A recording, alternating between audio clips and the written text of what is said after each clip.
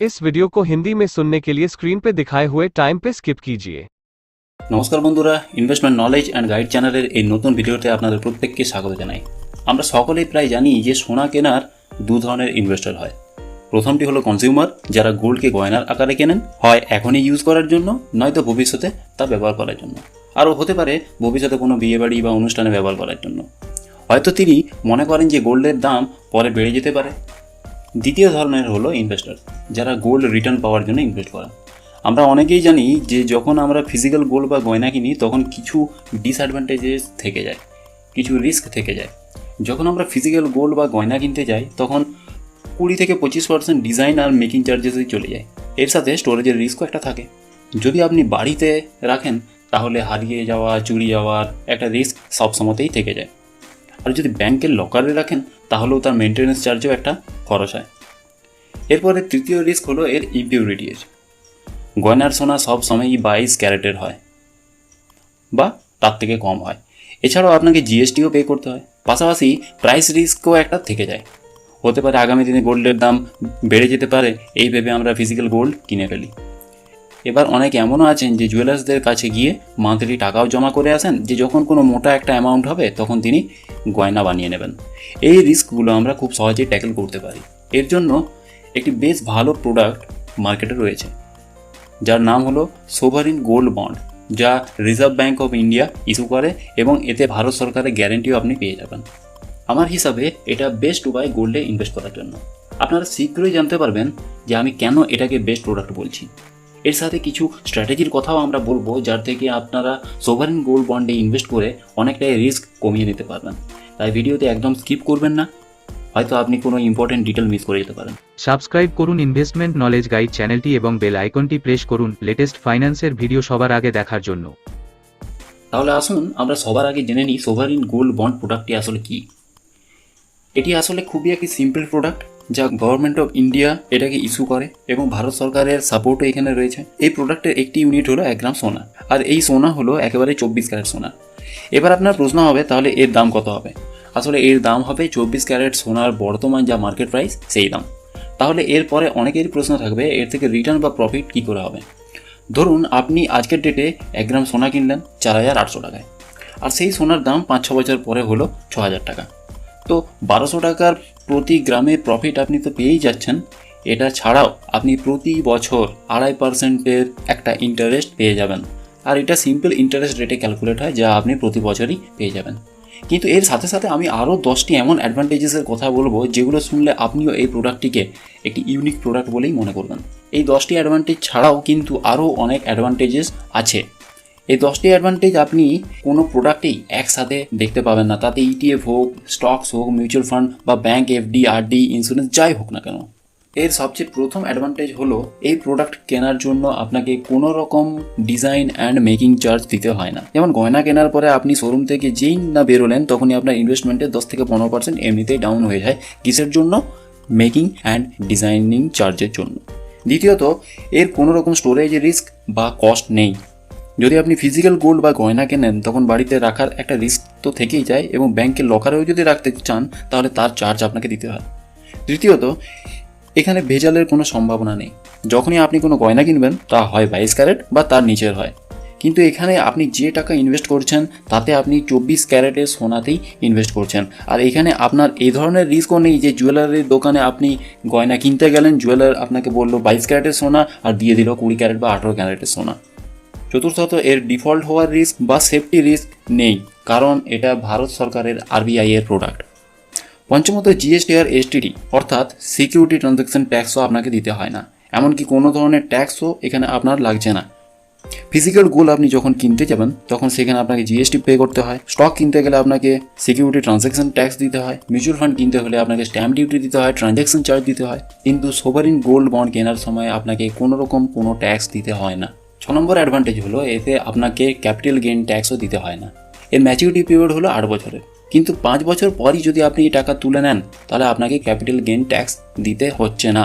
কিন্তু অন্যদিকে যদি অন্য কোনো গোল্ডের প্রোডাক্ট যেমন ETF, gold oriented mutual fund বা অন্য কোনো মিউচুয়াল ফান্ডই হোক না কেন, আপনি যদি ইনভেস্ট করেন সেখানে আপনাকে কিন্তু ক্যাপিটাল গেইন ট্যাক্স দিতে হয়। ক্যাপিটাল গেইন ট্যাক্স কী সেটা এখানে একটু আলোচনা করে নিই।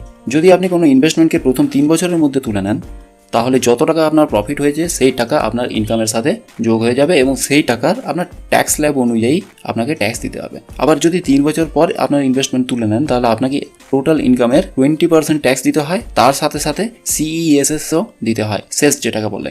কিন্তু এটা ক্যালকুলেট করতে গেলে প্রথমেই আমাদেরকে ইন্ডেক্সেশন বেনিফিট বাদ দিতে হয়, অর্থাৎ মূল্যবৃদ্ধি। টোটাল প্রফিটের যতটা মূল্যবৃদ্ধি হয়েছে তা বাদ দিলে যতটুকু প্রফিট আপনাদের বেঁচে থাকবে তার উপর আপনাকে ক্যাপিটাল গেইন ট্যাক্স দিতে হবে। তাই যদি সোভারিন গোল্ড বন্ডকে আপনি 5 বছর পর বিক্রি করেন, তাহলে আপনাকে কোনো রকম কোনো ট্যাক্স দিতে হচ্ছে না। কিন্তু এটা মনে রাখবেন যে যতটা ক্যাপিটাল অ্যাপ্রিসিয়েশন হচ্ছে, অর্থাৎ সোনার দাম যতটা বাড়ছে 4800 থেকে 6000, ওই 1200 টাকার ট্যাক্স আপনাকে দিতে হচ্ছে না। কিন্তু যে 2.5% করে প্রতি বছর আপনি সুদ পাবেন, সেই সুদের টাকার আপনাকে ট্যাক্স দিতে হবে। এর সবথেকে অ্যাডভান্টেজ হলো এর থেকে আপনি বন্ধকে লোনও পেতে পারেন। যেমন আপনি ফিজিক্যাল গোল্ড বন্ধক দিয়ে লোন নিতে পারবেন, তেমনি এটা থেকেও আপনি গোল্ড নিতে পারবেন। তবে লোন অ্যামাউন্ট কিন্তু ফিজিক্যাল গোল্ডের বন্ধক দিয়ে যে লোন অ্যামাউন্ট পাওয়া যায় তার থেকে বেশি হবে। এর 8 নম্বর সুবিধাটি হলো রিস্ক অনুযায়ী যদি দেখা যায় তাহলে এর রিটার্ন কিন্তু অন্যদের তুলনায় অনেকটাই বেশি। এক তো এর একটা মার্কেট বেসড রিটার্ন আপনি পেয়েই যাচ্ছেন, সাথে সাথে প্রতি বছর যে 2.5% ইন্টারেস্ট আসছে সেটা কিন্তু এই প্রোডাক্টের রিটার্নকে আরও আকর্ষণীয় করে তোলে। এর 9 নম্বর সুবিধা হলো আপনি এই প্রোডাক্টকে আপনার ডিম্যাট অ্যাকাউন্টেও রাখতে পারবেন। যেমন ফিজিক্যাল সার্টিফিকেট তো হারিয়েও যেতে পারে, তেমনি সময়ের সাথে সাথে মিউটিলেটেড হয়ে যেতে পারে বা নষ্ট হয়ে যেতে পারে, কিন্তু এই প্রোডাক্টকে আপনি ডিম্যাটের মধ্যেও রাখতে পারবেন। এতে সার্টিফিকেট হারিয়ে যাওয়ার বা নষ্ট হওয়ার কোনো রকম ভয় নেই। ডিম্যাট ফর্মে এই প্রোডাক্টকে আমরা কীভাবে কিনবো তা একটু পরেই আমরা দেখে নেব।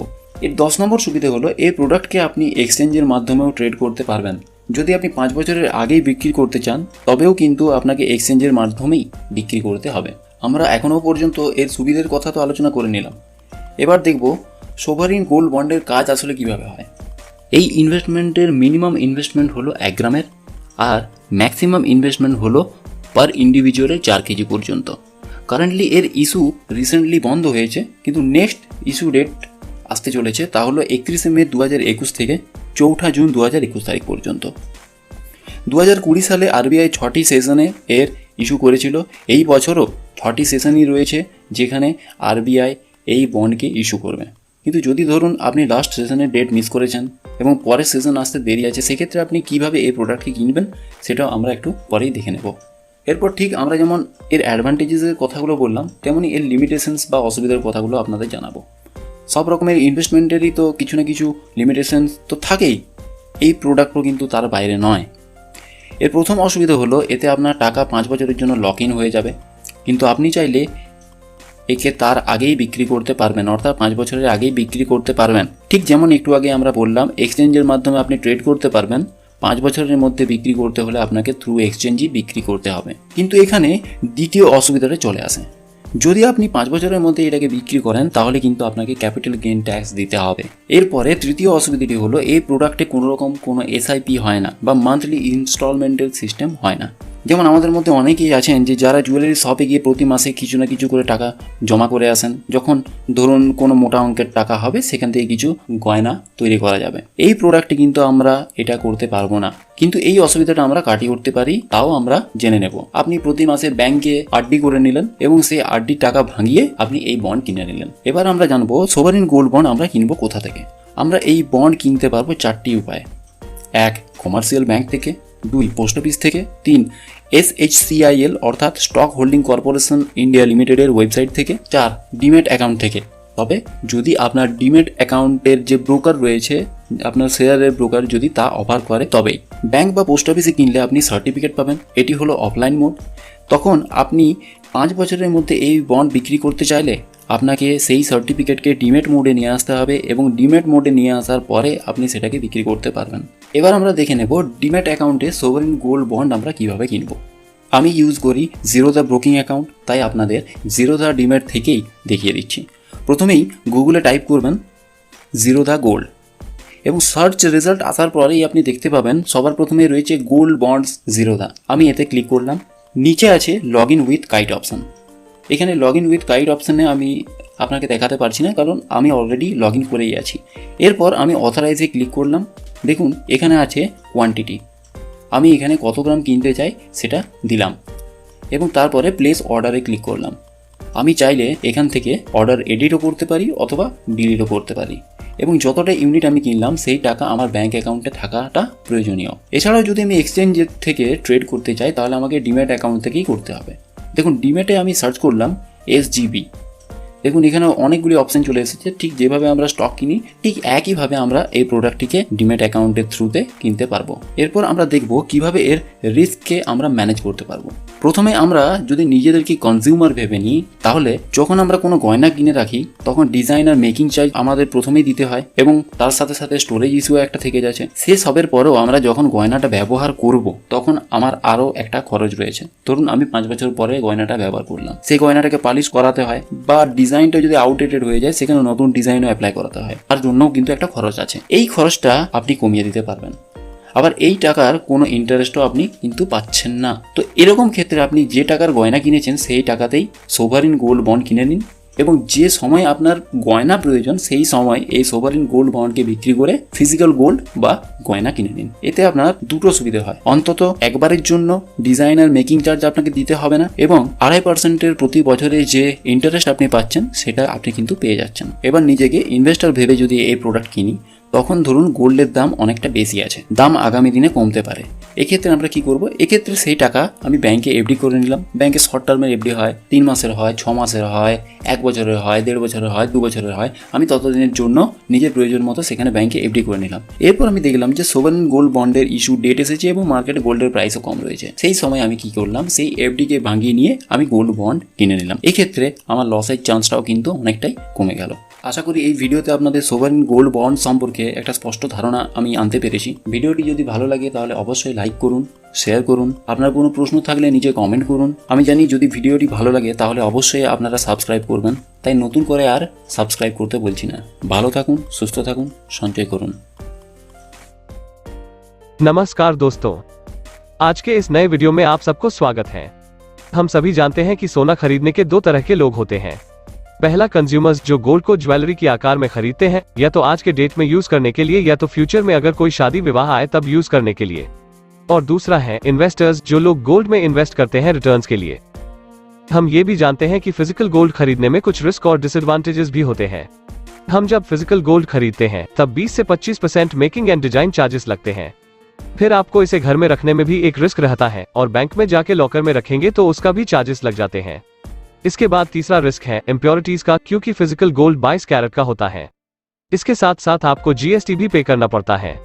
गोल्ड का रेट बढ़ जाएगा ये सोचकर भी हम कभी कभी गोल्ड खरीद लेते हैं।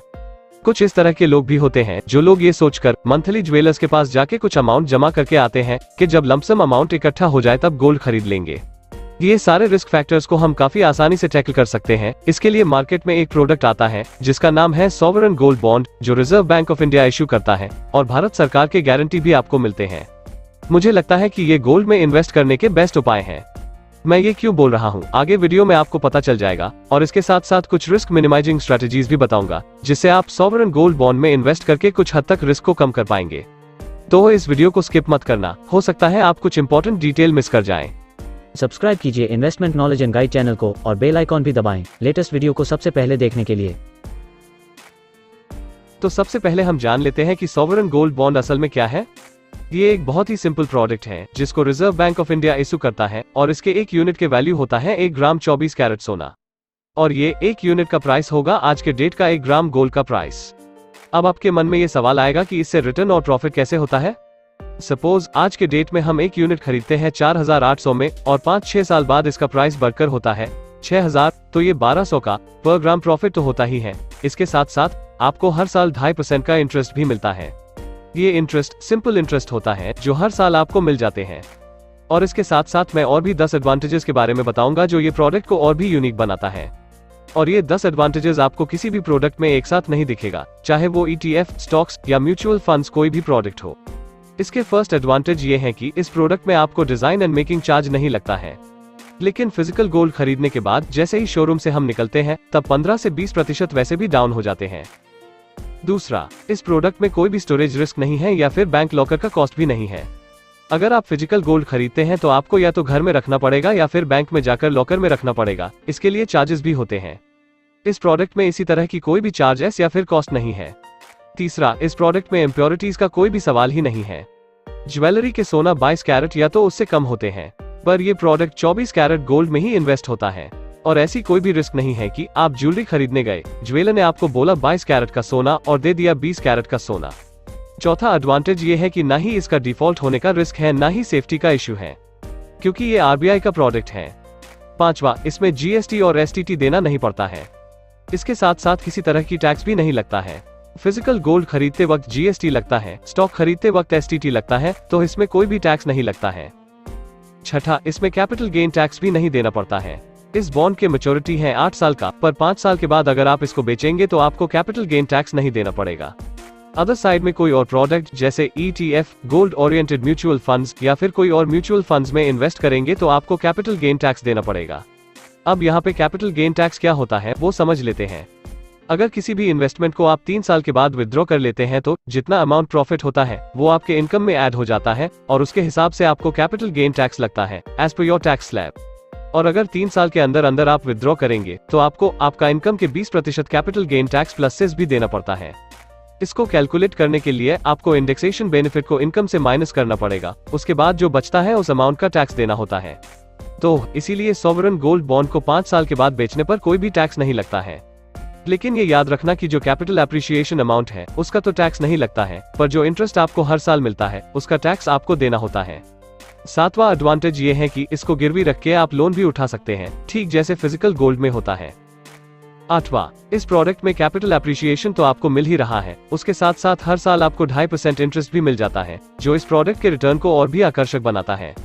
इसका नौवां एडवांटेज ये है कि इस प्रोडक्ट को आप डीमैट मोड में भी खरीद सकते हैं। इससे फिजिकल सर्टिफिकेट खोने का और म्यूटिलेटेड होने का कोई रिस्क नहीं होता है। डीमैट मोड में ये प्रोडक्ट हम कैसे खरीदेंगे वो कुछ देर में हम देख लेंगे। 10वां, इस प्रोडक्ट को आप एक्सचेंज के थ्रू कभी भी खरीद बेच सकते हैं। अब तक हमने तो इस प्रोडक्ट के एडवांटेजेस के बारे में बोल रहा था, अब हम देखेंगे सॉवरेन गोल्ड बॉन्ड आखिर में काम कैसे करता है।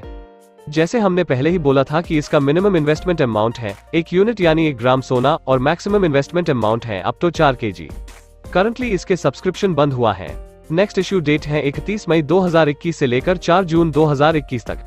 2020 में आरबीआई ने 6 सेशन में इसका इश्यू किया था। इस साल में भी 6 सेशन में इसका इश्यू होने वाला है। अगर आप इश्यू डेट मिस कर गए हैं और अगला डेट आने में लेट है, इस मामले में ये प्रोडक्ट में कैसे इन्वेस्ट होगा वो भी आगे वीडियो में मैं दिखाऊंगा।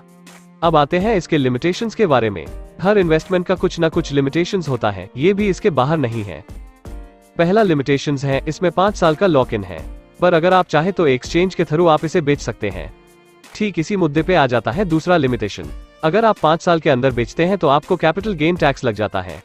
और तीसरा, इसमें SIP का कोई भी ऑप्शन नहीं है, ना ही मंथली इंस्टॉलमेंट का फैसिलिटी है। लेकिन ये प्रॉब्लम को एक उपाय में हम कैसे अवॉइड कर सकते हैं वो थोड़ी ही देर में हम सीख लेंगे। अब हम जानेंगे कि इस प्रोडक्ट को हम खरीदे कहां से। इसको खरीदने के 4 उपाय हैं। 1. कमर्शियल बैंक से, 2. पोस्ट ऑफिस से, 3. SHICL यानी stock holding corporation India limited की वेबसाइट से, और 4. डीमेट अकाउंट से अगर आपके स्टॉक ब्रोकर ऑफर करता है तो। बैंक और पोस्ट ऑफिस से खरीदेंगे तो आपको फिजिकल सर्टिफिकेट मिलेगा। ये ऑफलाइन मोड है। ऑफलाइन मोड में खरीदे हुए बॉन्ड को मैच्योरिटी से पहले बेचने के लिए पहले इसे डीमेट मोड में लाना पड़ेगा, फिर आप इसे बेच पाएंगे। और डीमेट मोड में खरीदे हुए बॉन्ड को आप कभी भी बेच सकते हैं। अब हम देखेंगे डीमेट मोड में ये बॉन्ड कैसे खरीदना है। मैं जीरोधा यूज करता हूँ, आपको इसी अकाउंट से दिखा देता हूँ। जीरोधा के थ्रू बाय करने के लिए हम गूगल में जाएंगे और सर्च करेंगे जीरोधा गोल्ड। देखिए सर्च रिजल्ट्स के पहले ही है गोल्ड बॉन्ड्स जीरोधा। मैं यहाँ क्लिक करता हूँ।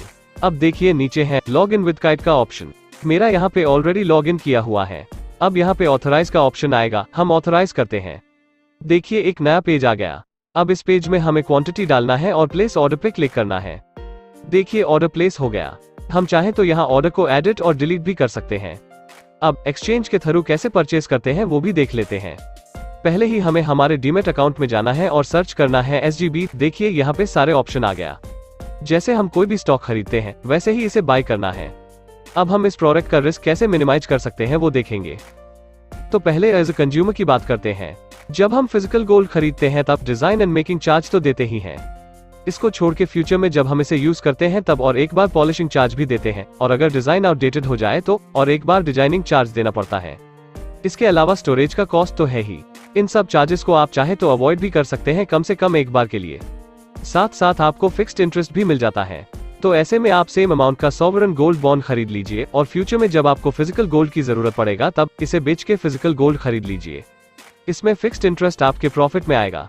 अब एज एन इन्वेस्टर सोचते हैं, गोल्ड का प्राइस अगर आपको ठीक नहीं लगता है, आप सोचते हैं कि प्राइस और भी नीचे आ सकते हैं, तब आप वही अमाउंट को बैंक में शॉर्ट टर्म एफडी कर लीजिए।